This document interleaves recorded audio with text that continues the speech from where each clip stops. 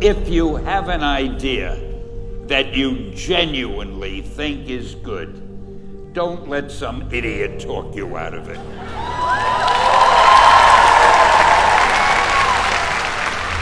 We had already done the Fantastic Four and I think maybe the X-Men, I can't remember the order, but my publisher came to me and he said, Stan, I want you to come up with another superhero.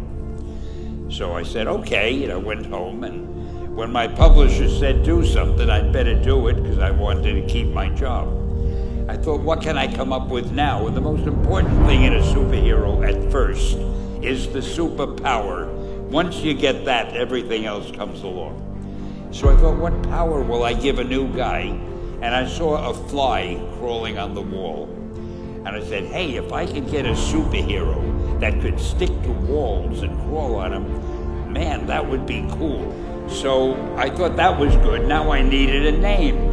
So I thought, well, let's see, Fly Man, Mosquito Man. I got down to Spiderman. Spider-Man. It just sounded dramatic. So, okay, I had my hero, I had his power, his name, and then I figured just for fun, I'm going to give him personal problems. Because except for you people who are your lives are perfect, but most other people have personal problems.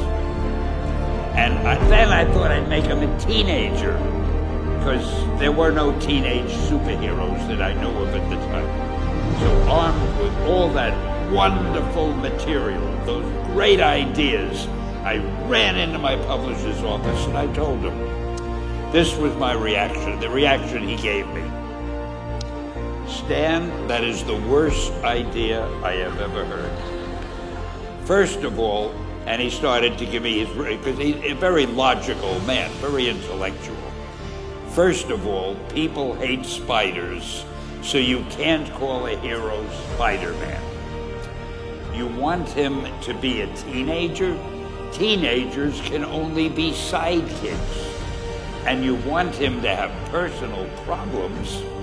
Stan, don't you know what a superhero is? They don't have personal problems. Well, I left the office disappointed, but obviously a much wiser man. And I couldn't get Spider-Man out of my system. So we were about to kill a magazine. I think it was called Amazing Fantasy. It wasn't selling well, and we were sending the last issue to press. When you do the last issue of a magazine, nobody cares what you put in it because the book is dying. Just to get it out of my system, I put Spider-Man in Amazing Fantasy, featured him on the cover, forgot about it. A month later, all the sales figures came in. My publisher came racing into my office. Stan, you remember that character we both loved so much, Spider-Man? He said, let's do him as a series. Now, why am I telling you this? Besides the fact that I have to kill a little time. If you have an idea that you genuinely think is good, don't let some idiot talk you out of it.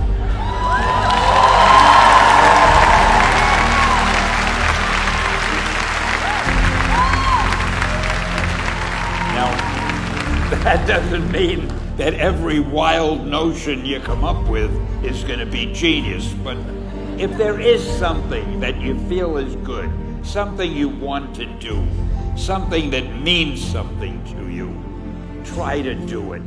Because I think you can only do your best work if you're doing what you want to do, and if you're doing it the way you think it should be done. Just do your thing, do it as well as that's the important thing. Don't shirk. Whatever you do, give it your best shot. You'll be glad you did.